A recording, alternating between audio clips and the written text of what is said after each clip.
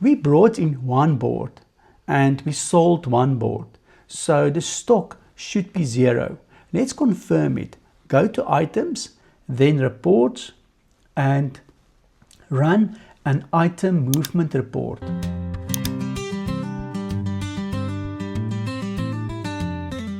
The report shows the opening balance of one item, the sale, and that we now have no items on hand.